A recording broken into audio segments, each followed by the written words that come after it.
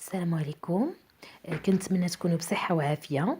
اليوم قررت نهضر لكم على هاد السيرو أبيكسول اللي فيه 200 مل للكبار، واللي جربته أنا شخصيا، واللي هو عبارة عن شراب طبيعي مستخلص من الشهد ديال النحل.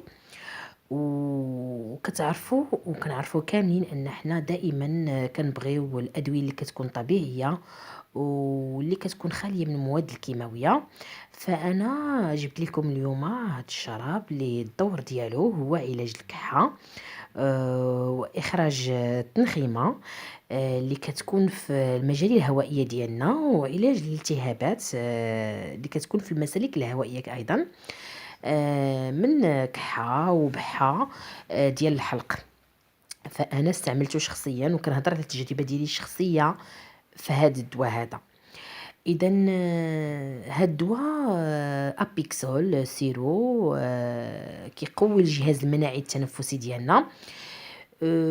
واحد النقطة مهمة بغيت نهضر عليها هو أن المرأة الحامل ما يصلحش ليها هاد الدواء هذا. فبالنسبة للجرعات كيمكن لكم تاخدوا 3 المعالق، 3 المرات، 3 ل4 المعالق كبار 3 المرات في اليوم لمدة أسبوع.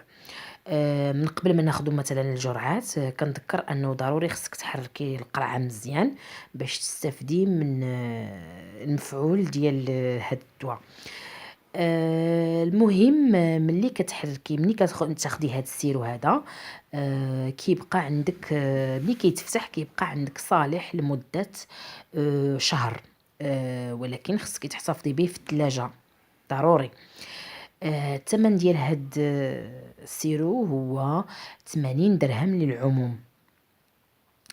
اذا كنتمنى الشفاء العاجل للناس كاملين، وكنتمنى الفيديو ديال اليوم يعجبكم وديروا لي لايك وتشاركوا في القناه ديالي وتخليوا لي تعليق من تعليقاتكم الرائعه وتبارطاجيو هذا الفيديو باش تعمل فائده.